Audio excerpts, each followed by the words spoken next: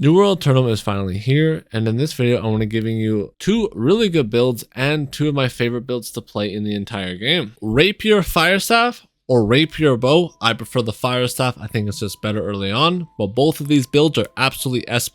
You can choose either or. I'm going to be covering the Rapier Fire Staff. The way you want to open with the Rapier Fire Staff is immediately grabbing Fireball into Scorched Earth, into Pillar of Fire. Now, what does Fireball do? You call forth a heavy fireball that is 150% weapon damage, allowing you to absolutely nuke them.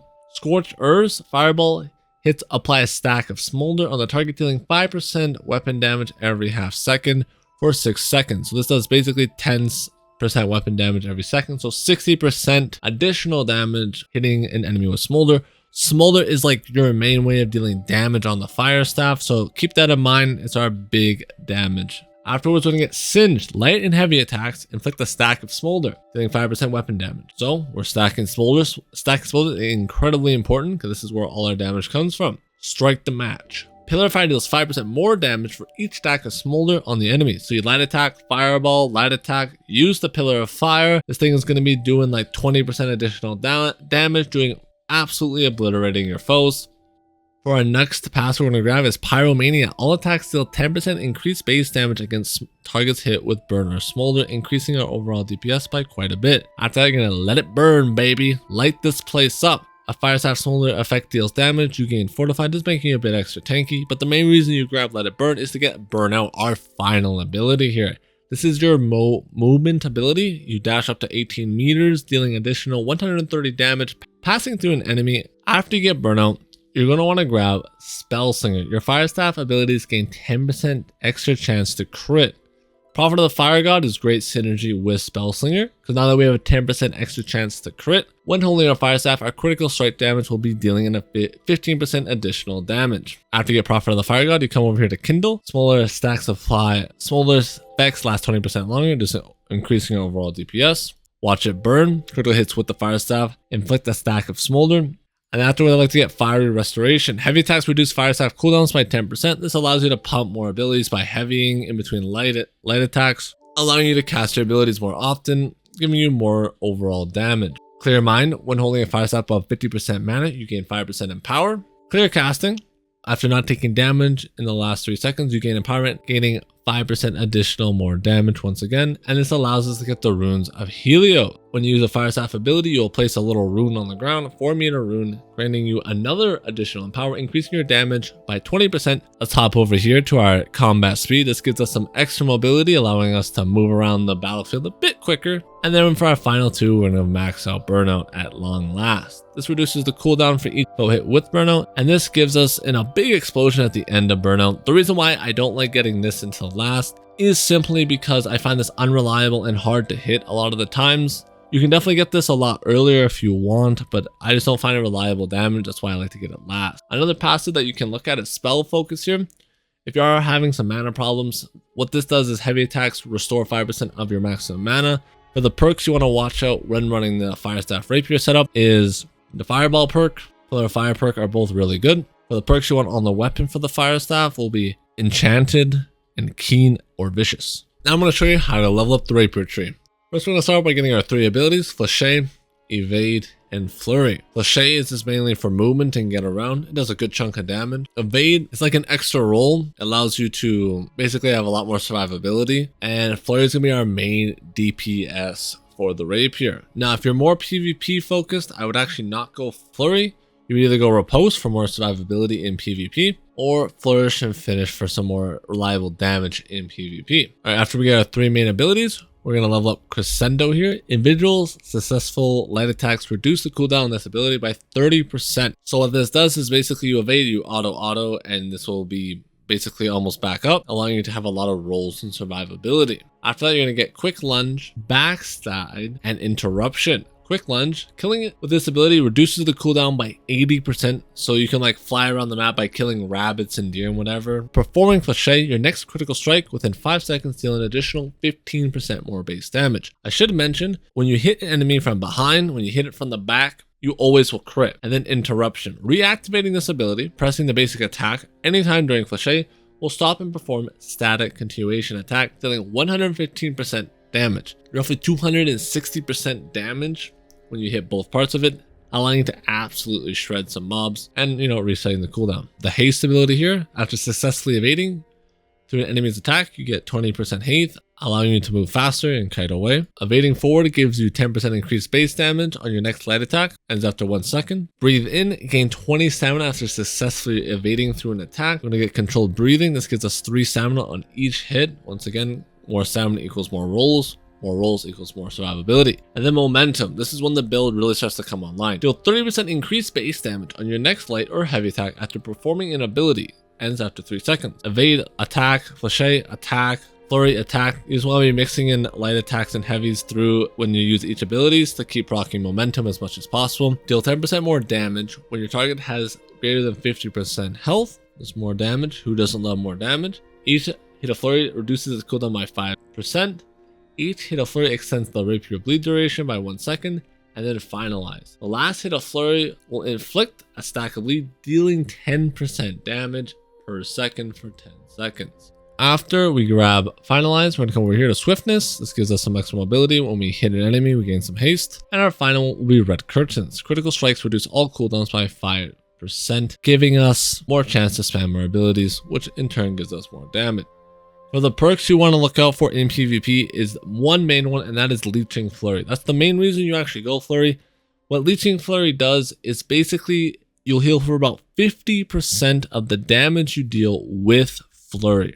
This gives you a lot of survivability in PvE, mixed in with all the rolls and stamina you'll be getting through evade and your controlled breathing passives and all that. You can look for the Flashe perk and the Evade perk, but they're nowhere near as important as the Leeching perk. You ideally want this on your weapon to get the most value out of it. And then perks you want to look for on your weapon for the Rapier will be just Enchanted and Vicious for more maximum damage. For the attributes for the Fire Staff Rapier setup, you're going to want to mainly just put everything into Intelligence here until you hit about 200. At this point, you're going to start putting points into con, about 50 con. Continue up on your intelligence here, 250. And then I'll recommend getting 100 con. And then after you get 100 con, just put everything else into intelligence. If you are struggling in PvE, always upgrade your constitution. It is completely fine. It's definitely like the difficulty slider. The more con you are, the harder you are to kill. For the gems that you're going to want in your rapier, you want a fire gem. So the ruby right here, it doesn't matter if it's level 2 or level 5, it does not matter. Just get a gem in there. Trust me, it'll increase the damage by quite a bit.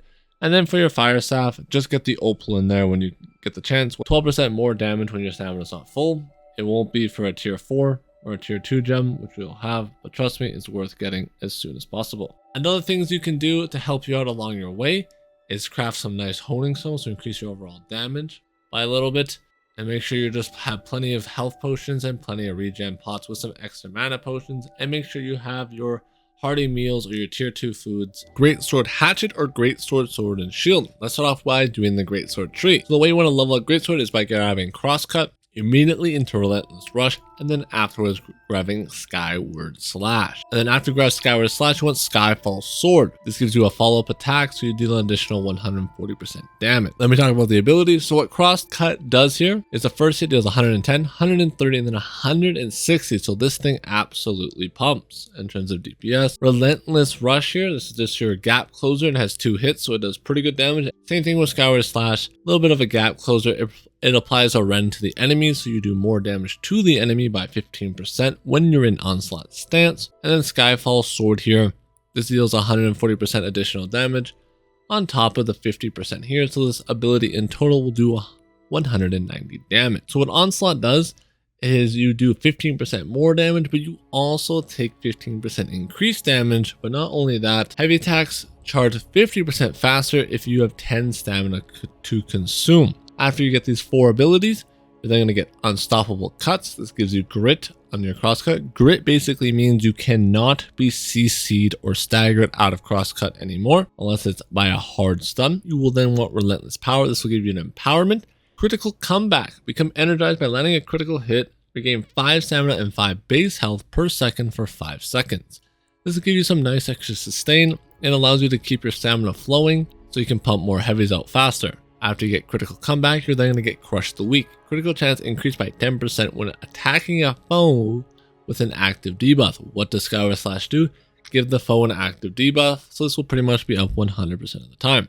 After you grab this, you're then going to come down here to step and strike. After dodging, gain 10% empowerment for the next 3 seconds. So basically you roll, you do 10, you'll get 10 stamina when you attack. You'll get critical comeback here as well, getting more stamina when you attack, allowing you to absolutely pump your quick charge heavy. Then after you finally have 10 points in the year, you're going to get your onslaught passive. Charge heavy attacks reduced all greatsword cooldowns by 10%. When you finally get this, this is when the DPS really starts to shine on greatsword. You can just heavy attack, heavy attack, heavy attack, and all your abilities will come up super fast, and then you just start cycling like that. You crosscut, relentless, skyward slash, heavy, heavy, heavy, and you just repeat the process. You don't really want to light attack on greatsword, since when you get this passive, just charge heavies reduce your cooldown. They come out faster and they hit insanely hard. Swift onslaught, gain a 20% haste when hitting a target with an onslaught ability. Gives you some extra mobility when you hit someone and give you some nice speed. Sickening slash, this applies the disease status effect to the enemies that you're hitting, reducing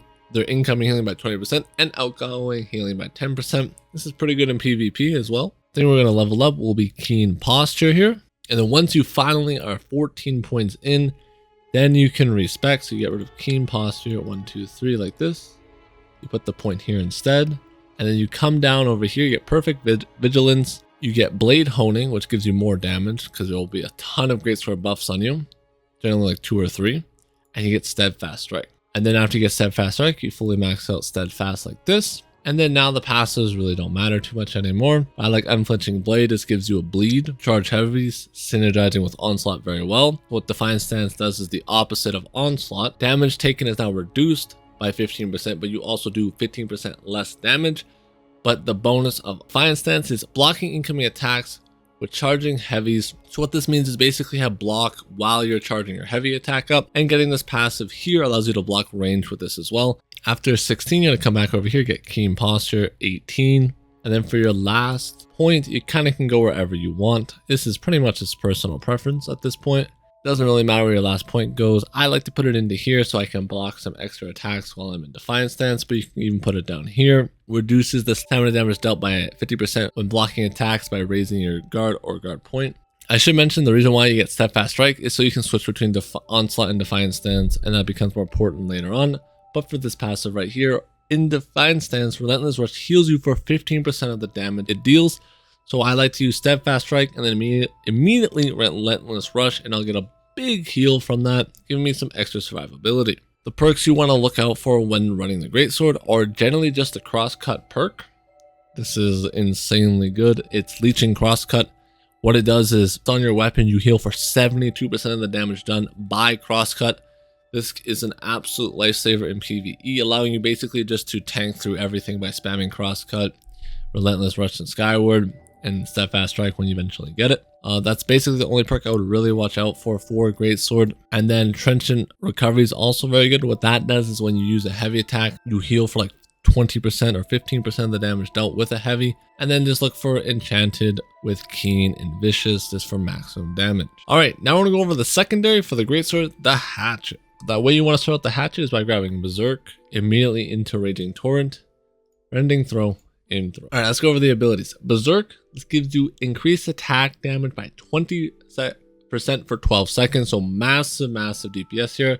Raging Torrent, your main DPS ability on the Hatchet. You attack 4 quick times, boom, boom, boom, boom, boom. Each attack deals 90% damage, so big DPS here. And then Rending Throw, this gives you a ranged option, allowing you to pull mobs easier, and applies a rend. What rends do is increase your damage by 20% to the target that is rended. And I like to grab Aim Throw pretty quick because it gives you a consistent range option to pull enemies and kite away. Another thing, if you don't want a Rending Throw and you want more mobility, Social Distancing is another great option. You would just get the exact same way here, except instead of rending, you would grab Social Distancing. All right, let's continue the level. Afterwards, you want On the Hunt. While Berserk is active, your movement speed is 20%, so you're like a feral dog running at your prey. While Berserk is also active, you gain 5% life steal, increasing your survivability overall. Berserking Purge, remove all stun, slows, and roots from yourself when you activate this. Basically a CC break. Nothing can touch you. You're invincible the second you use it. Then Uninterruptible Berserk. When active, you are uninterruptible and you cannot be staggered. So this means you're an unstoppable killing machine and you cannot be stopped until you are dead or this ability goes on cooldown. After that, you're going to get Aggressive Approach. Using this ability gives you 20% haste, increasing your movement speed by 20%. for 6 seconds, allowing you to scoot around the battlefield a little bit faster. And then final blow, giving you an extra hit on this, allowing you to do an additional 120 damage against all odds. Increase base damage by 10% for every enemy within 5 meters. Frenzy Purge, remove all bleed, burns, poisons effects from yourself when you hit an enemy while your health is below 30%. This is great. This is kind of like, oh, I have dots on me, let me switch to my hatchet, hit something, remove all the dots. And then Defy Death, when you receive lethal damage, avoid death and become invulnerable for 0.5 seconds, restore 500 HP plus 50% of your base health upon activation. This is like you died once, but you didn't hear no bell and you're coming back for round 2, baby. Well, once you get this is basically the build. After that, you're going to come over here and get Critical Throw. Increase the critical hit chance of all melee attacks by 5% and range attacks by 10%. These are ranged, so these will have 10. And all this is melee, so this will be 5%. Target impact. Rend duration is increased by 4 seconds if the target is further than 6 meters away. After that, you're going to grab Opportunistic. If the run throw hits a target with an active debuff, it deals 20 additional damage, just giving you more damage here. And what this allows you to do is come down here to get Exploitation. All attacks deal 10% additional base damage to target with an active debuff. What this synergizes as well, right? Because you do 10% more damage now on top of the rend. So now you're doing 30% damage when you throw the rending throw with your Berserk active and your Raging Torrent. So you're doing big dick damage. Adrenaline Rush here. Dodging within 2 seconds of hitting a target with an ability, you consume 25% less stamina, giving you a lot more dodge window. And then your last point is, it doesn't really matter, there's nothing strong left. I like to run Regenerating Crits is the last one you want to grab. Critical hits with light attacks and aim throws regenerate 10 stamina. For the Greatsword Hatchet build, you're going to be wanting to look out for some opals to slot into each of your weapons. What this does is basically just give you some extra damage when your stamina is not full. So here it's about 9%. Yours will be lower since your gen level will not be as high as mine. Other things that you'll need to make sure you have are tons of health potions and tons of regeneration potions. These give you an insane amount of extra survivability. Don't sleep on these. And then next, make sure you have the food for your level. So tier 5, it's a hearty meal. For tier 2, will be something else. Another thing that you can be using are Honing Stone tier 2s. These just give you some extra 4% damage for 25 minutes. It's increasing your DPS. You can also look at attribute food, like increasing your constitution, your strength, or your dexterity, whatever catches your fancy. The way you want to level up your attributes is by immediately rushing to 100 strength here to deal big damage early on. Afterwards, you want to start putting points into dex, about to 100 as well. Once you have 100 dex, 100 strength, you want about 50 constitution here. Once you get 50 con, you'll then continue to level up dex to about 200 dexterity. And then once you have 200 dexterity, you'll put on another 100 put your points up to 100 constitution. You're going to want about 150 strength. After that, you're going to put the rest of your points into dexterity until you're at a point. For PvE, even at late game, all you need is generally 100 con. And the armor choices for both builds will be light, and for the Rapier Fire Staff, and for the Greatsword Hatchet, I recommend running light in both. This gives you most damage, most mobility, and most fun. If you guys have any questions regarding either of the builds, please ask down in the comments below. I'll be happy to help. And if you guys did enjoy this video, it means a lot to me. Hit that like button and subscribe. I'll be streaming over on Twitch, so come check that out.